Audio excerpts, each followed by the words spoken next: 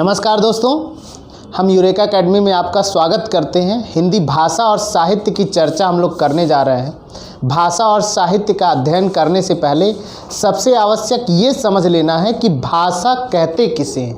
जब हम अपने भावों और विचारों को लिखकर अथवा बोलकर प्रकट करते हैं तो उसे भाषा कहते हैं। भाषा भाष धातु से बना है जिसका अर्थ है बोलना, कहना।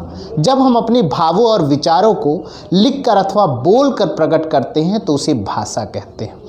नेट जेआरएफ की तैयारी करने वाले बच्चे अभी 5 दिसंबर को पेपर दे करके आए हैं। यह पेपर होने के बाद आप अपनी आंसर की चेक कर सकते हैं। आंसर की आ गई है। 2 सवाल नेट जेआरएफ में जो आंसर की में चैलेंज करने वाला था वो 2 था। एक तो फोर्ट विलियम कॉलेज से संबंधित जो सवाल था और एक सवाल और था। उसमें 2 सवाल ऐसे थे जिसमें आप चेक कर सकते हैं, उस पर उत्तर कुंजी पे चैलेंज कर सकते हैं। उसकी चर्चा नहीं करेंगे क्योंकि जो डेट ख़त्म हो चुका है, होने वाला था, वो हो गया। जिन लोगों को परेशानी होगी वो बातचीत कर सकते हैं। नया जो बैच है वो हम लोगों ने 15 दिसंबर को लॉन्च कर दिया है। इस बैच के साथ ही अगले नेट जेआरएफ की तैयारी के लिए हम आप सभी को आमंत्रित करते हैं। आप आइए और हमारे साथ जुड़िए। हम लोग कैसे पढ़ाई करते हैं, देखिए, किसी भी कालखंड को पढ़ने के लिए, समझने के लिए हिंदी भाषा और साहित्य का जो पूरा इतिहास है उसे हम 3 वर्गों में बांट लेना चाहिए। ये जो साहित्य है, साहित्य को हमें 3 वर्गों में बांट लेना चाहिए। सबसे पहले अध्ययन की सुविधा की दृष्टि से आदिकाल, दूसरा हमारा मध्यकाल और तीसरा जो सबसे महत्वपूर्ण है आधुनिक काल। तो अध्ययन की सुविधा की दृष्टि से हम आदिकालीन साहित्य को भी 3 भागों में मुख्य रूप से बांट सकते हैं। धर्म संबंधी काव्य, रासों संबंधी काव्य और लौकिक साहित्य। इसी प्रकार हम मध्यकाल को भी साधना पद्धति को ध्यान में रख करके भक्तिकाल और रीतिकाल 2 रूपों में बांट सकते हैं। फिर इनकी साधना पद्धति को केंद्र में रखते हुए निर्गुण और सगुण, और फिर इनको भी हम लोग केंद्र में रख करके संत और सूफी, राम और कृष्ण और रीतिकाल को हम 3 भागों में बांट सकते हैं। रीति मुक्त, रीति सिद्ध और रीतिबद्ध। और आधुनिक काल को काव्यखंड और गद्यखंड। अगर आपने इस तरह से पूरे विषय वस्तु को बांट करके पढ़ाई की है, देखिए, मैंने पूरे साहित्य का आपके सामने एक चार्ट प्रस्तुत कर दिया है। आदिकालीन साहित्य के केंद्र में धर्म, रासों और लौकिक साहित्य है। धर्म को भी हम फिर सिद्ध, नाथ और जैन में बांट सकते हैं। यहाँ भी इसको हम बांट सकते हैं सिद्ध, नाथ और जैन। इस प्रकार रासों को भी हम फिर बांट सकते हैं वीर, श्रृंगार,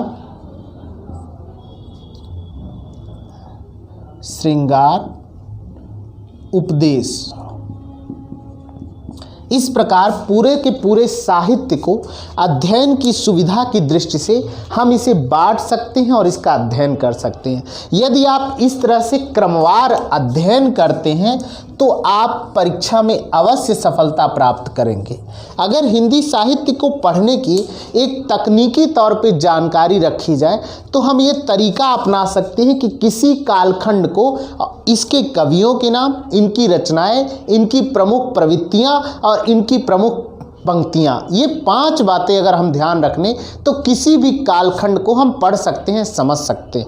देखिए, कोई भी कालखंड हो, उसको पढ़ने के लिए आपको एक अपना ढांचा बनाना पड़ेगा जिसके माध्यम से आप क्या करेंगे, उसको पढ़ेंगे। जैसे अगर मैं आपसे कहूं कि आधुनिक काल पढ़ने के लिए आपको आधुनिकता का अर्थ समझना चाहिए। आधुनिकता कहते किसे हैं, आधुनिकता मॉडर्निटी किसे कहते हैं, कैसे इसका जन्म हुआ, हिंदी साहित्य में इसकी प्रतिस्थापना कैसे हुई, आज हम लोग इसी की चर्चा करने जा रहे हैं। आप सभी लोग जानते हैं कि आधुनिकता शब्द आचार्य शुक्ल का प्रयोग किया है। आचार्य शुक्ल ने कहा कि जब आस्था और विश्वास की जगह तर्क और चिंतन की जब प्रधानता होती है तो उसे हम क्या कहते हैं, आधुनिक कहते हैं। इसका मतलब ये हो गया कि काव्य खंड में हम भावनात्मक पक्ष को ज़्यादा केंद्र में रखते हैं, जबकि गद्य की जो निर्मिति है उसमें तर्क और चिंतन की प्रधानता होती है। इस प्रधानता के परिप्रेक्ष्य में ही हम आधुनिक काल का जन्म करते हैं। आधुनिक काल के जन्म की मुख्य रूप से 4 सबसे बड़ी परिस्थितियां हैं। सबसे पहले 1800 में फोर्ट विलियम कॉलेज की स्थापना होती है। 1850 में भारतेंदु का जन्म होता है।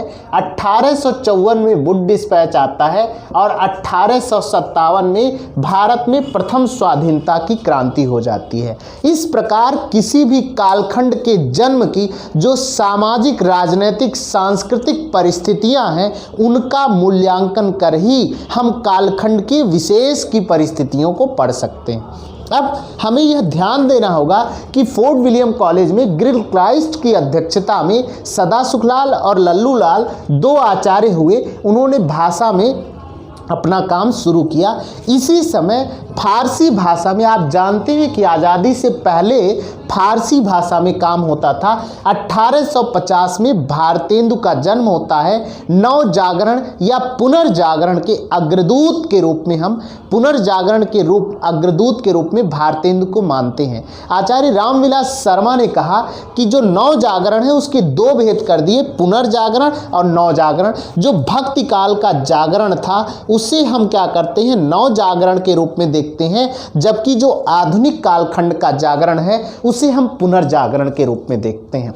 तो हमें यहाँ देखना होगा कि 1800 में फोर्ट विलियम कॉलेज की स्थापना, 1850 में भारतेंदु का जन्म और 1854 में वुड डिस्पैच आया, जिसने पहली बार महिलाओं की शिक्षा, दलितों की शिक्षा विभाग की स्थापना, 10+2+ ग्रेजुएशन की जो व्यवस्था है उसकी न्यू एजुकेशन पॉलिसी के तहत सारी बातें एक तरीके से एजुकेशन सिस्टम को इस्टेब्लिश करने का काम भारत में वुड डिस्पैच के माध्यम से होता है।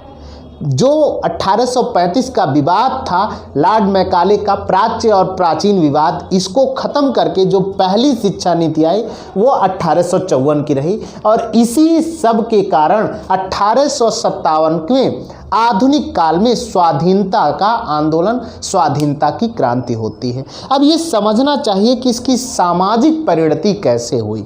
किसी भी कालखंड के जन्म में उसका समाज सबसे महत्वपूर्ण भूमिका निभाता है। यह जो समाज है, दरअसल नए नए सामाजिक संस्थाएं बनाई गई।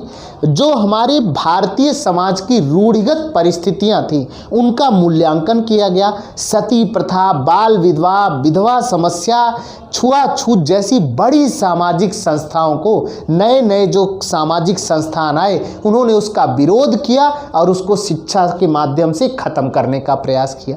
राजनैतिक रूप से अंग्रेजों का शासन अब ईस्ट इंडिया कंपनी के हाथों छोड़ करके ब्रिटेन के हाथ में चली गई थी और ब्रिटेन की महारानी ने अपना घोषणा पत्र जारी कर दिया था और इसके माध्यम से राजनीति अपना परिवर्तन कर ली थी। दूसरा जो प्रशासन था, लोकल बॉडीज जो थी, देखिए साहित्य लोक और शास्त्र की निर्मित है। साहित्य तभी निर्मित होगा जब लोक का और शास्त्र का संवाद होगा। यह संवाद अतीत और वर्तमान के साथ संघर्ष कर रहा था, अपने स्वरूप का जद्दोजहद चल रही थी। इसकी परिणति होती है आर्थिक रूप से जो व्यापार थे वो हमारे टूट रहे थे, पैसे का आवागमन बहुत तेज़ी से विदेश की तरफ जा रहा था। इसी नाते भारतेंदु ने कहा कि अंग्रेज राज सुख साज सजय अति भारी, पै धन विदेश चली जात यह अति ख्वारी। यही बहुत बड़े दुख की बात है कि हमारे भारत का पैसा विदेश चला जा रहा है। तो इस तरह से हम देख सकते हैं कि जो पूरा का पूरा साहित्य है उसकी जो रचना धर्मिता है, उसकी जो लोक परिणति है, वह समाज के अधुनातन सांस्कृतिक मूल्यों की निर्मित करती है। तो हम साहित्य को पढ़े कैसे? किसी कालखंड को समझने के लिए वो कौन सी चुनौती है जिसका सामना करके आप परीक्षा को पास कर सकते हैं। देखिए, यह आपको जो संदेश मैं देना चाह रहा हूँ, आपकी तैयारी में हम क्या मदद कर सकते हैं। दरअसल भाषा का जो विद्यार्थी होता है वह वैज्ञानिक अप्रोच के साथ नहीं पढ़ता है, वो अप्रोचेबल नहीं होता है। और परीक्षा, क्योंकि आज जो तैयारी है, जो कंपटीशन है, वो बहुत ज़्यादा बढ़ गया है। आपको तकनीकी का सहारा लेना पड़ेगा, आपको अपना अप्रोच डेवलप करना पड़ेगा, अपने कुछ संप्रत्यय डेवलप करने पड़ेंगे। किसी भी कालखंड को जांचने के लिए मेरा एक फार्मूला है जिस पे मैं आपको पढ़ाता हूँ। सबसे पहले किसी कालखंड की कालावधि, उसका समय और उसकी सैद्धांतिकी, जैसे कि उसका जन्म क्या हुआ, उसकी प्रवृत्तियाँ कैसी हैं, उस कालखंड के कौन कौन से कवि हैं, उनकी प्रमुख रचनाएं क्या हैं, उन रचनाओं की विशेषता क्या है, उनकी भाषा शैली क्या है, उनकी पंक्तियां क्या हैं, और उन पंक्तियों में निश्चित जो मूल्य है, सामाजिक दायरा है, वो कैसे दर्शाया गया है। तो अब हम इस चर्चा को आगे बढ़ाते हैं, एक नए सिरे से देखते हैं जो आपकी तैयारी का पूरा तरीका है। ये आधुनिक कालखंड को पढ़ने का तरीका क्या है, क्या पढ़ सकते हैं, इसमें हमें ये देखना चाहिए। भारतेंदु द्विवेदी छायावाद, प्रगतिवाद, प्रयोगवाद, नई कविता, साठोत्तरी कविता, दलित कविता, स्त्री कविता और गज़ल, ये आपके काव्य खंड के अंदर आता है। दूसरा जो गद्य खंड है उसमें नाटक, कहानी, उपन्यास है ना, निबंध, आलोचना, अन्य गद्य विधाएं। इस तरह से हम पूरे साहित्य को एक तरीके से वैज्ञानिक तरीके से बांट करके इसको पढ़ सकते हैं। अब देखिए, अगर आपसे ये कहा जाए कि इसमें जो पाश्चात्य काव्य शास्त्र है और जो भारतीय काव्य शास्त्र है, इसको भी पढ़ना बहुत ज़रूरी है। भारतीय काव्यशास्त्र की जो शुरुआत है वो भरत मुनि से शुरुआत है। भरत मुनि ने 2री शताब्दी में आकर अपने ग्रंथ नाट्य शास्त्र की रचना की और कहा, एक 6वें और 7वें अध्याय में एक सूत्र दिया और कहा कि विभावानुभाव व्यभिचारी संयोगाद रस निष्पत्ति। विभाव, अनुभाव और व्यभिचारी भावों से संयोग से रस की निष्पत्ति होती है। तो रस का स्वरूप क्या है? यह चमत्कार है, स्वयं प्रकाश है, अखंड है, चिन्मय है, ब्रह्म स्वाद सहोदर है और लोकोत्तर आनंद है। इस प्रकार हम कह सकते हैं कि जो रस का अर्थ क्या है, यहाँ ये समझना चाहिए। रस का अर्थ है आस्वाद्यते ही तिरतः, जो कुछ भी आस्वादन करने योग्य है उसे हम रस कहते हैं। तो भारतीय काव्यशास्त्र में और रस की चर्चा तो पूरे विश्व में है। रस साधारणीकरण, दरअसल ये नाटक के जो 6 तत्व होते हैं ना, नाटक को हम लोग रूपक के रूप में जानते हैं। संस्कृत काव्य की प्राचीन परंपरा में नाटक को रूपक कहा गया और ये जो रूपकों के 6 भेद माने गए हैं ना, इन्हीं भेदों को हम आधार बना करके इसकी चर्चा करते हैं। तो इस प्रकार भारतीय काव्यशास्त्र, पाश्चात्य काव्यशास्त्र, आदिकाल, भक्तिकाल, रीतिकाल और आधुनिक कालखंड की हम पूरी चर्चा करते हैं। यहाँ ये समझना चाहिए कि भाषा जो है, ये भाषा समझना बहुत महत्वपूर्ण है। एक बहुत प्रसिद्ध परिभाषा है कि भाषा वागेंद्रियों द्वारा निःसृत उन ध्वनि प्रतीकों की संरचनात्मक व्यवस्था है जो अपनी मूल प्रकृति में यादृच्छिक है, रूढ़िपरक है, जो अपने अंतः वैयक्तिक पद को सूचित करता है और अपनी सामाजिक प्रतिष्ठा को व्यक्त करता है, उसे भाषा कहते हैं। तो भाषा, इस प्रकार हम देखते हैं कि भाषा का जो पूरा संसार है वह हमें समझना चाहिए, पढ़ना चाहिए। दूसरी तरफ एक बात हमें ये भी समझना चाहिए कि साहित्य की चर्चा सामान्य तरीके से किसी भी कालखंड को पढ़ने के लिए हमें एक उचित निर्णय लेना पड़ता है। देखिए, समय के साथ पढ़ना, हर दिन पढ़ना, निरंतर प्रयास करते रहना बहुत आवश्यक है। देखिए, जो अगला पेपर है वो जून में होने जा रहा है। जून का शेड्यूल पहले ही आ चुका है। आप जानते हैं कि 20 जून के पहले एग्ज़ाम हो जाएगा और इसी बीच में आप PhD के फॉर्म भी भर सकते हैं। तो PGT KVS की वैकेंसी और DSSB की वैकेंसी, PhD की वैकेंसी और साथ में आपका नेट JRF, ये 4 परीक्षाएं हिंदी को लेकर के आप टारगेट करा सकते हैं, तैयार कर सकते हैं। सबके सिलेबस में थोड़ा बहुत उतार चढ़ाव है, लेकिन इसके बावजूद कंटेंट का जो मूल स्वरूप है वो एक ही है। तो आपको अपनी तैयारी के लिए सबसे पहले तो समायोजन की एक सही दिशा में कैसे किसी विषय को पढ़ा जाए, सबसे पहले ये जान लीजिए। देखिए, कोई भी भाषा हो, ये जो कोई भी साहित्य हो, इसके 4 ही स्वरूप मिलते हैं हमें। किसी भी भाषा का पहले भाषा होगा, जिसका भाषा होगा उसका शिक्षण होगा, जिसका शिक्षण होगा उस भाषा का विकास होगा, उसके व्याकरण की रचना होगी, जिसके व्याकरण की रचना होगी उसके साहित्य का विकास होगा। तो ये किसी भी भाषा के कुल 4 ही प्रवृत्तियों के रूप में हम पढ़ सकते हैं, भाषा, शिक्षण, व्याकरण और साहित्य। साहित्य आपको मैंने बता दिया, व्याकरण व्याकरण से बना है, जिसका कुछ भी व्यय नहीं होता उसे व्याकरण कहते हैं। व्याकरण में भाषा की सबसे छोटी इकाई वर्ण है। वर्ण, शब्द, वाक्य, पद, कारक, समास, रस, छंद, अलंकार को पढ़ते हुए आप इस विषय को पढ़ सकते हैं। फिर हमें देखना पड़ता है कि इसका शिक्षण क्या है, हिंदी भाषा को पढ़ाया कैसे जाए। उसके लिए आपको भाषा, मातृभाषा, भाषा कौशल, भाषा अधिगम, गद्य शिक्षण, पद्य शिक्षण, उपचारात्मक शिक्षण और शिक्षण विधियों की चर्चा करनी होती।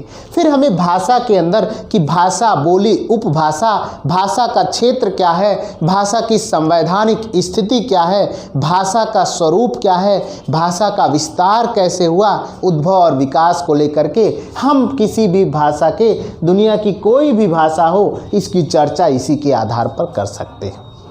यही आपके पढ़ाई का माध्यम भी है। इसी तरह से अगर आप चार्ट बना करके एक एक कालखंड को धीरे धीरे पढ़ेंगे, याद करेंगे, तैयार करेंगे, तो आप अवश्य ही परीक्षा में सफल हो जाएंगे। दूसरी बात यह है कि आपको यदि किसी तरह की कोई परेशानी आती है तो यहाँ यूरेका एकेडमी में आप हमारे साथ जुड़ सकते हैं, तैयारी कर सकते हैं। इसमें कोई परेशानी की बात नहीं है। किसी तरह की कोई भी डाउट्स हो और ना भी तैयारी करना हो, आप ज़रूर हमारे पास आइए, इंक्वायरी लीजिए।